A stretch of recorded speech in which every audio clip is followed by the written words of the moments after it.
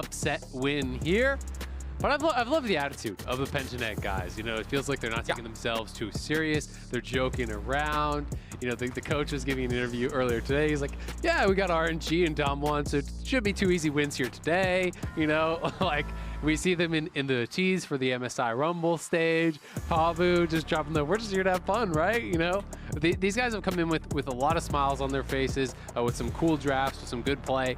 And they're going to be looking to kind of throw out, I would think, some pretty exciting picks and try to surprise Dom 1. I think that's their best chance at the win. I mean, we saw them try that against RNG, right? We saw them try to just change the game up. You're not going to beat them in a head-to-head, just straight-up standard vanilla game of League of Legends, so we want to see creativity from Pentanet. They'll start off with a Lee Sin first pick here in the draft, as Lucian, Renekton, Sylas, Morgana, Varus, and Thresh are all banned away. Yep, and while I did mention last game, Lee Sin is normally top, that has not been true for Pentanet. It has actually been 4 games mid lane for Chaz. BioPanther yet to play the pick. That could change here, but for now I'm going to default to assuming that this is going to be mid lane here for Chaz. At the same time, Canyon going to be able to grab the Udyr, which does leave Rumble available, but again, back to that kind of little triangle that I was talking about. I do feel like it's shaking out to Udyr greater than Rumble, Rumble greater than Morgana, so we do see them getting the advantage as far as that does go for Canyon.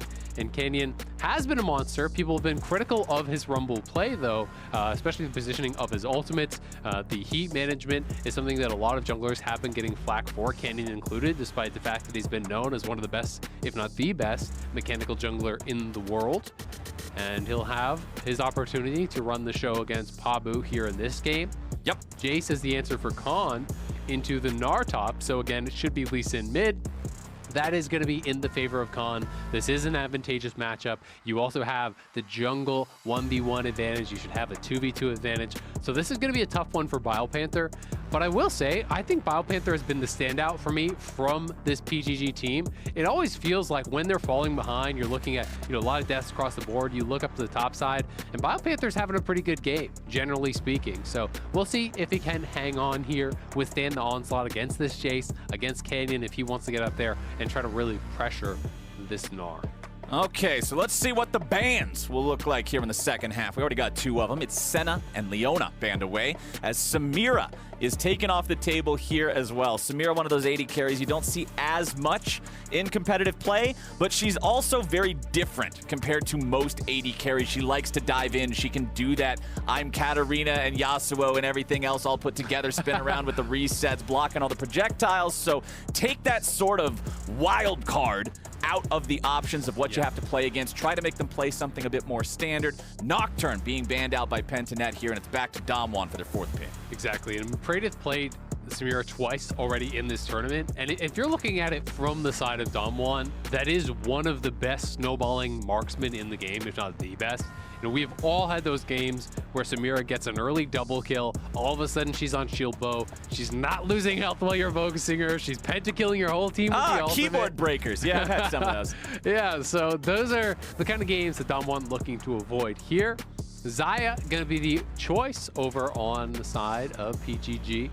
They could pair that with the Rakan if they do so choose. They will be going into the Nautilus plus Kai'Sa as the bottom lane over on their side. We're expecting 5th pick to probably be AP here for Showmaker. He's got a lot of options over there.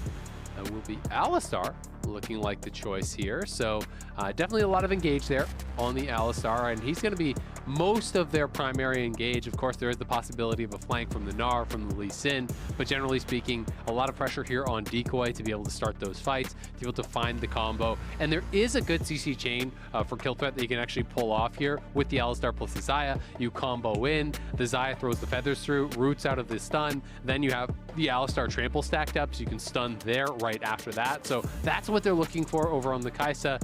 Showmaker are going to go for Zoe here. Fits really well with their composition. Traditionally, you do see Zoe with at least one additional poke style of champion. That's how most people like to draft her. In this case, they have the Jace, early pressure up on the top side, winning matchup there. You then group up with the Zoe. You look to poke down and weaken up some of the PGG champions, and then you utilize the Nautilus, the Udyr, to start up these fights. The Kai'Sa can fly in to follow that up, and you look to wipe them off the map here. So will be pretty exciting. I do think that Lee Sin should have pressure in mid lane as long as they're playing it, at an even level, but that's not a given. Showmaker is an incredible mid laner. That being said, if you go Resolve secondary, if you start D-Shield, you E-Max, or even in some of these really tough mid lane matchups, you can put a couple more points in W to just survive the poke. Yep. You can shrug off almost all poke from some of these mid laners in the early game and just relentlessly shove, group up with your jungler, try to get things done on the map. And to me, that's Pentanet's chance. When we saw them play Lee Sin earlier and Lee Sin was locked in lane, stuck under his tower against RNG, that to me was actually kind of what ended that game, because Lee Sin needs to be moving around the map, needs to be proactive, getting things done.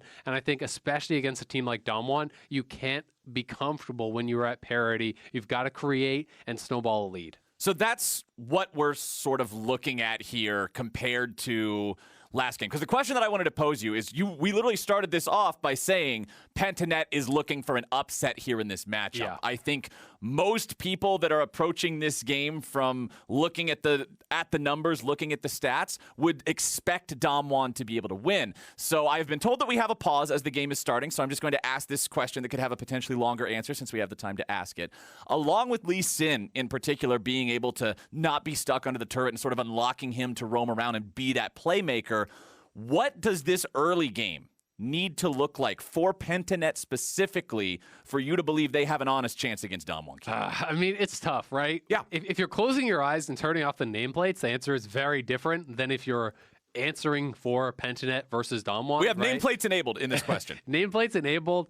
I'm not going to start believing unless they're like 5K up in the early game, right? Like Damwon has not had a good early game and has been able to pull off so many wins despite having poor early games against stronger teams than Pentanet. And that is my honest answer, is that I think it needs to be a monumental lead for Pentanet to really have a good shot at closing it out. I think that when you look over at the other side, Damwon is going to be tough to deal with in the later stages of the game. A lot of poke. There's only really the Alistar for engage. So if the Alistar engage, gets kited back or stifled in some way, it's going to be really tough to actually close the gap to the Zoe and the Jace, and very likely Pentanet gets poked out and then taken down. So I do think they need an enormous lead given the compositions, but also given the players here, because Damwon is so adept at playing out the mid and late game team fights, even from a deficit against the best teams in the world.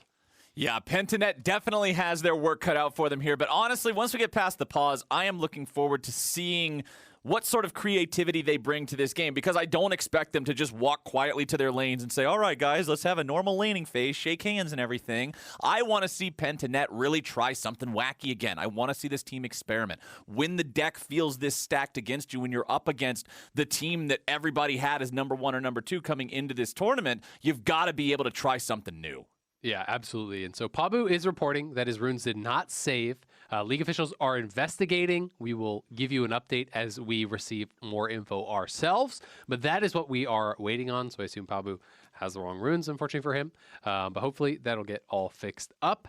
Anyway, yeah, I mean, you can look towards some of the crazy stuff. I'm not expecting a lane swap because Sion's not in the game, right? Sion, I think, was the key part of what enabled them to go for that earlier today against RNG. You have the Sion execute on bot side, take a buff, so you 3-buff to start it off. You go down, you get dove, who cares? You're Sion, you clean it up with a zombie, you TP back to lane. That you can really pull off. If you try to pull off like a lane swap here with a Gnar, who's going to be down on the bottom side, zoned off all XP, and the dove level 1, it's probably not going to look that good. No, probably not. So I don't think we can get those kind of shenanigans. So then it becomes about, where is the playmaking? It's not from Rumble early game, right? It's not really from Gnar in a losing matchup early game. It's not from the Xayah. So to me, that's why I focus on the mid lane, because that's the only kind of point of inflection that I really do see.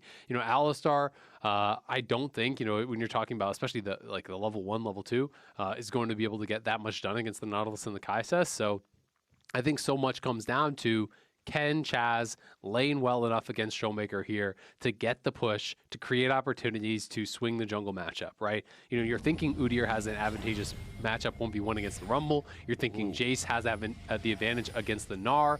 So that is where it's really tough, and we're in the game, so...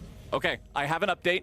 League officials determined that Pabu did not save his runes. It was user error, not an error in the client or in anything else. They have determined that it was Pabu's bad. It was his fail. So the game is going through without the rune changes. Now, fortunately for Pabu, it doesn't seem completely disastrous. It's not like he took Grasp of the Undying or something. Conquerors, I mean, I think it's still pretty bad compared to Dark Harvest, but it's not the worst possible thing. Yeah.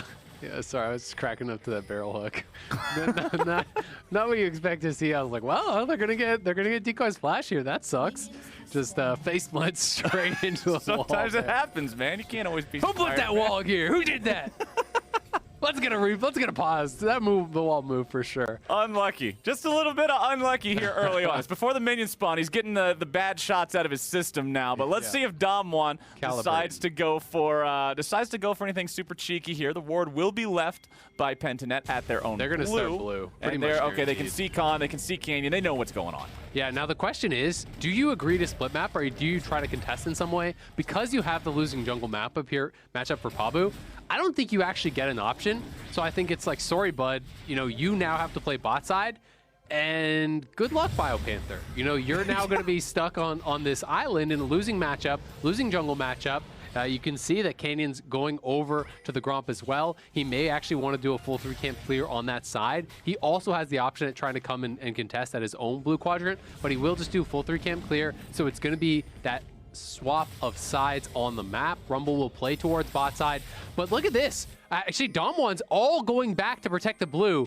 This is disaster. Now it's going to be a full 3 quadrants because the bot lane had push, Zoe had push, everyone from Dom1 comes back, stops Pabu from being able to even trade sides. So it's actually not a map split. It's just we get the whole map and you get nothing split, which I don't even know what that is. That's a trade offer like a Cloud9 scuttle crab. We don't like those trade offers in the history of trade deals, maybe ever, Flowers. That is not good stuff. When the best thing you can say about your level 2 as a jungler is at least I didn't give any gold when I died, it's not a good day. So Pabu's gonna have to go back to farming now. He lost his red buff, he's dead to the turret, and we'll just see Canyon get to have the time of his life in the jungle. 5-19 in the farm, Mr. Azael. Bright side, when he kills the Krugs here, he's going to double his CS. Okay, that's the, I would call that silver lining, but it feels more like glitter on a really, really dark cloud, as you can see. It's kind of more like a gum lining, like, when it gets stuck to your shoe. Like on the bottom of a chair at a public school cafeteria. Oh, it's nasty. That's where we're at, You got to deal with the harsh realities here, Flowers. Oh, no, man. The best you can hope for. It could be something worse. I'm not going to go there, but it could be even worse. Okay, well, right now, at least there's only one of these little scuttle crabs taken. Maybe Pabu can make his way into the top side river. He's got Chaz next to him with that mid lane priority, so Pabu at least won't get double crabbed. And considering his start, that is something that could have very easily happened. So we call this a dub here for Pentanet, grabbing that crab there in the top side. Khan's just playing back here, allowing BioPanther to shove out the lane. And we'll just see Khan be able to farm it up nice and easy. No problem with it. Pabu in the enemy jungle, stealing away the Krugs, just trying to catch up a little bit here in this jungle. They do know he's here, though, and Canyon's running straight up, and Jace can collapse, so you might be dead, or they might get the flash force. Khan can come down, Canyon can wait on the other side. As long as Khan wins the 1v1, you don't actually need to go over the wall here as Canyon. So flash force, now Canyon can come. Yep, Pabu already flashing, walking back towards his own top laner. Canyon's here with a follow-up. BioPanther trying to run away. First blood over to Canyon, and they're about to make it 2. Bear slap into bringing down the hammer, and Khan picks it up. Oh, you really hate to see it happen. Pentanet down about 2K gold here, 4 minutes in. This is looking like a toughie here for the OCE boys. This is not the ideal state of the early game. Pentanet down 6.8 to 8.5K here in the gold. Showmaker has control over the mid lane. Khan has control over the top. And here is how the 2v2 went down. Khan just not afraid to throw it down here at the very start. Yeah, I mean, this is just really smart, right? If Canyon flashes over the wall, Pabu flashes out. It's not really a big deal. Showmaker actually had prio. I talked about the importance of Lee Sin being able to move to try to make this composition work. Lee Sin could not move. He was under his tower. It's Showmaker that makes the first move. Khan forces out the flash. Canyon is there to follow it up, and Showmaker is there to secure that second kill. Dom1 playing this early game out so smart. You know, and one of the things that's always so interesting is a lot of times in these kind of map trade situations where one team's like, all right, I take top, you take bot, you both kind of high five and you just agree to it. You don't always have to agree to it, and Dom1 definitely didn't this game. Well, we got Decoy getting away here with a headbutt as an escape mechanism back on towards Canyon. So Dom1 try to make a move here on the bottom lane, but they will not find any kills from it here so far. Back up in topside, it's Khan continuing to just dominate the lane here. Canyon, after having the success in his first bit of jungling, was able to go back by the completed Ionian Boots of Lucidity. During the great run at them fast jungle meta of 2021 spring, we got to see these items be incredibly important for these champions where movement speed means so much, like Udyr. And so Canyon will be all over the map, picking up the first Drake here 6.5 minutes in for Dom1. Yep, I think it makes a lot of sense here as the early purchase, not feeling overly pressured to go for the tabbies or anything like that. So just grabbing Lucidity, grab that early bit of move speed, and you can see he's about 800 gold ahead here. Chaz getting pushed in. They're looking for a re-engage bot side. Okay, the 2v2 is going all the way. Decoy taking a lot of damage here at the very front line, having to flash away. Stays alive. Ignite won't kill him. Outplay maybe from Praedyth, but no. They're stacking up the plasma. They're going to be taking him down too. Dredgeline comes out. Praedyth goes down. Praedyth trying to go for the big play there. They needed something special. They know they need some winning lane to swing this back because top lane is doomed. Jungle is doomed. Mid lane has been under his tower the whole game, so Praedyth going for what I'm sure he knows is a risky play. It's a flash blade caller for the redirect over onto Barrel, but he can't get it. He just goes down as well. So it's now 3 heavily winning lanes plus jungle advantage, all on the side of Dom1. And this one, I think, is about to start snowballing out of control. Yeah, 3,000, 7.5 minutes in. Look at the plates just being slammed here in top lane as BioPanther arrives back to lane now. Still about 25 CS behind his opponent. Khan's just going to continue keeping the tempo high, keeping the wave shoved in, making sure that Dom1 has control over this top side of the map, because look at Canyon. He's in the enemy jungle doing whatever the hell he wants. Yes, it's the Pentanet jungle, but when Dom1 has control over both of the lanes around it, all of a sudden Pabu's the one who's afraid to walk into the fog of war. Yeah, absolutely. And I mean, Chaz has farmed well, you know? So as far as the farm goes, as far as the gold goes, he's almost even, I believe. He's very close there. But the bigger deal is the fact that he can't get any pressure. He can't move around the map. Showmaker is always the one to push, then roam. That is the reason that Chaz is actually up in farm here. And that is really problematic because it's the same thing that happened to him on the Lee Sin against RNG. And when you cannot be proactive on the Lee Sin, this pick just does not have as much value straight up as a lot of the other meta picks, such as the Zoe. I mean, you know, it's even Zoe with Spellbook, utilizing that to get more utility towards later stages. Pentanet looking for a pick. This is one of their hopes in the game. Try to set up traps like this, and we'll see if they can pick off Khan. Okay, Khan trying to disengage on this one. Meanwhile, back in the bottom lane, it's Praedyth dropping again. Ghost getting the kill on him. Meanwhile, the camera pans back to top. Khan's still alive, didn't even use the flash. Yeah, he's got phase rush, and there was no CC. You don't have level 6 on the Rumble, so I think he actually just got that after the gank. They didn't have the equalizer, they don't have Meganar, so really he just has to proc the phase rush and walk away. That's why the observers, rightly so, pan down to that bottom side where Praedyth is going down again. It's now 2 kills, 20 CS, 2 plates, all on that top side. And BioPanther, you got a Herald behind you, bud. Oh, and Pabu is here.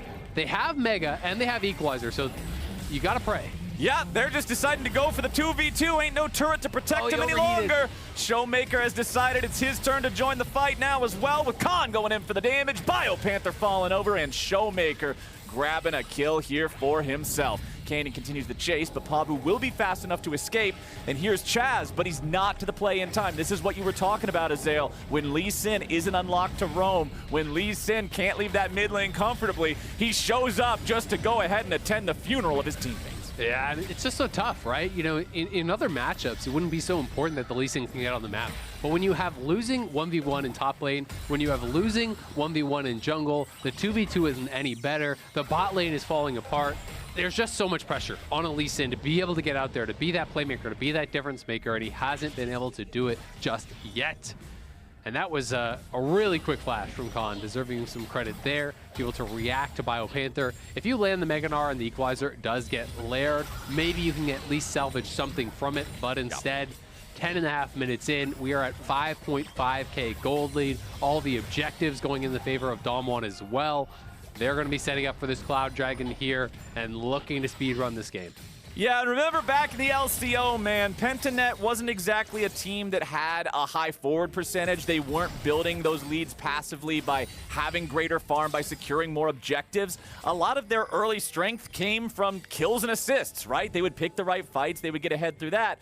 But in an 0-5 game, nothing to be found, man. Pentanet just feels like the early game has completely collapsed with this 6,000 gold deficit.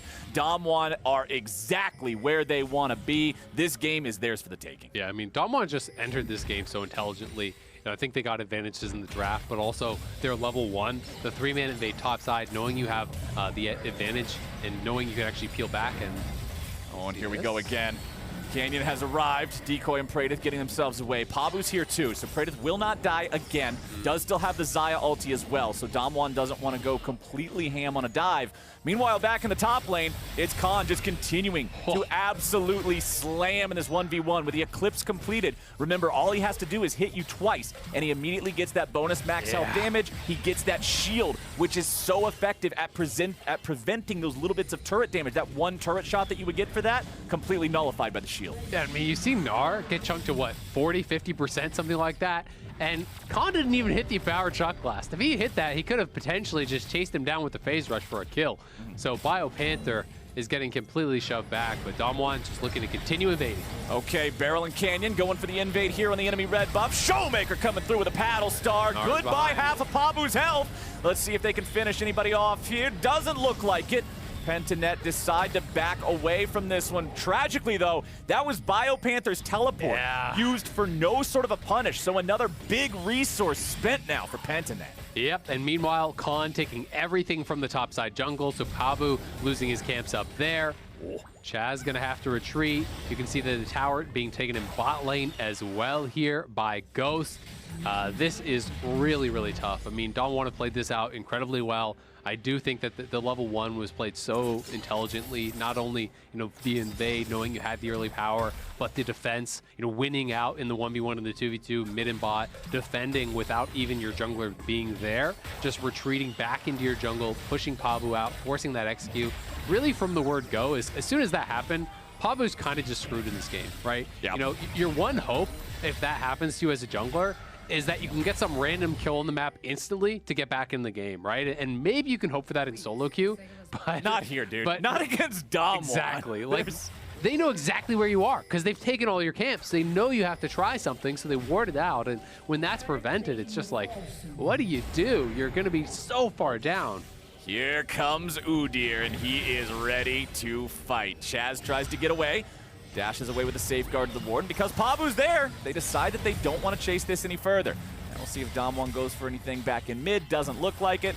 And Azael, I'm going to ask a question here, because this is almost a 9,000 gold lead, 14 minutes into the game. I liked your haircut better before. No. Well, that just means you don't like my haircut. I'm going to pretend. No, your haircut now is great. But your haircut before was majestic, and I know that's what you're going to ask. Okay.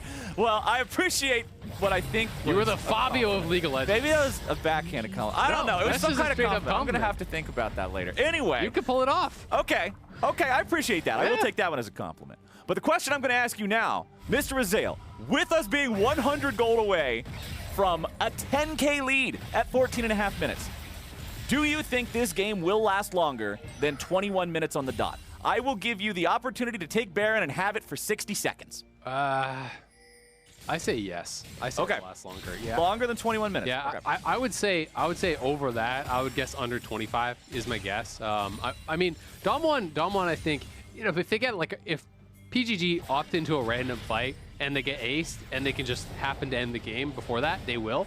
But my guess is that knowing Dom1, they'll just create a massive lead, force it Baron early, you know, get the ace around there, and then look to actually push and end the game with the Baron buff. Of course, I could be wrong, but that's kind of my assumption here just based on what they've shown. Oh no, Pabu, there's an Udyr in your jungle and he's not leaving anytime soon. Barrel's right next to him. Nautilus and Udyr roaming around together. That is such a scary combination. It would be so difficult to be able to not only outrun Udyr, but then dodge all the CC coming out from Nautilus as well. Canyon taking the opportunity to go for a Rift Herald here, 15.5 minutes into the game, picking up this second one here for the squad, and they'll be able to use that to take whichever turrets they feel like. They've already got 4 under their belt. Both the Tier 1 and Tier 2 in that top lane have fallen, remember, and now it's time to apply the pressure elsewhere. BioPanther mid-hop getting knocked away with a hammer. Flashes out, but the flash follow from Khan means a solo kill for the top lane of Damwon. Yeah, and Barrel threatening to wrap around here will back it up a little bit. Canyon does grab the Herald, but he just goes back to farm his side of the map with it. They get the solo kill. It will mean that bottom lane tower, the Tier 2 mid, pretty much gone at this point. So going to be tough for PGG to hang on, and we'll see how long they can. I mean, if they get another kill here and Canyon drops Herald, I mean, they could just honestly maybe end the game right with that, but it just feels like Damwon don't want to take any risks. As much as they are so far ahead and this game is pretty well decided, it's really important for Damwon to pick up the wins here too. Right? Oh boy. They're looking to secure their spot. Well, we already got the fight with Pabu being taken down to about 10% HP. Canyon grabbing the kill back on him. Barrels over the wall, staying safe there with a flash, but Khan on the flank is guaranteeing everybody from Pentinet's being sent home with a black and white monitor. Look at that, 4 for nothing for Damwon Kia. Nicely done, Damwon. They're going to get the ace as well. It will be delayed. It's going to take a while. He's going to have to chase after him. Oh, these stupid blast cones. It's kind of cruel almost. You know, Canyon just doesn't even care about ending the game. Like, he's just farming out the Raptors. He's going for more counter jungling. He's going to go grab the dragon. He has the Herald. He could have just dropped it. Maybe end the suffering. We got to pad those stats, man. They got to make it so in their next games we can bring up these crazy numbers about how I've actually... if anybody on the Observers Spectator team can answer this for me, does Barrel have more money than Pabu at this point? Because with all the turrets, with all the plates and everything, I'm pretty sure Barrel has more money than Pabu. 42.59 versus 45.29. Yeah, Pabu is about 300 gold behind Barrel. That is the current state of the game here for Pentanet.gg as the world is just melting around them. Any sort of chance to compete against Damwon has almost completely evaporated at this point with a 14,000 lead. 17 minutes into the game. They are so close to 1K per minute, Isaac. Yeah. I mean, Khan is more than doubling Pabu's gold. It's like, let me just gank this Jace here. That's 2 of me. Yeah, he's actually worked through it. He has Eclipse, he has the Dirk, he has completed boots, he has his Muramana about to evolve into the Manamune. Pabu's got shoes, a Lego set, a stick, and a ring with no stacks on it. This is... It's just not comparable. Oh, that shock blast, and that was through a scrap shield. This... Okay. All right, we got Damwon sieging up outside the inhibitor turret of the bottom lane. Still 1.5 minutes before Baron is even allowed to spawn. Nobody's able to answer this from Pentanet. They're just trying to stick around. BioPanther goes in for the big Mega Gnar, but it won't matter too much just yet. Pentanet, they're on the board, baby. Chaz got the first one. 1 for 1 here in the bottom lane. Nicely done. They still have the Rift Herald. Canyon will drop it, likely, I would think. Oh my God! Oh, that was the classic Zoe experience right there. You had a health bar, then you didn't. See you later. Damwon, they're going to pick up their first inhibitor turret here for the mid lane now. I believe they might be saving that Rift Herald for the end of the game right here, going after the Nexus turrets. There are 3 players dead on the side of Pentanet, and Damwon are pushing towards that Nexus. Shelly will find the first Nexus turret. Second one's going to be the target now, but we will not see the Rift Herald charge yet again. The remaining turret's about to fall. Nexus now exposed. I gave you 21 minutes, Azale. They didn't even need 20. Damwon in 19 minutes and 30 seconds looking to take down the Nexus, padding the stats a little bit more first, plus 50 gold over to Ghost, and Damwon Kia win their game easily. Nicely done, Damwon. Perhaps the most dominant game here we have seen thus far in the tournament. Incredible display from them. Great early game play, great execution, winning their lanes across the board. You know, Pentanet looking for those fights, not afraid to go for them, knowing that really getting some miracle kills would be their only option. But Dom1, too strong, too clean, really well played game from them. And they are climbing their way back towards the top of the table.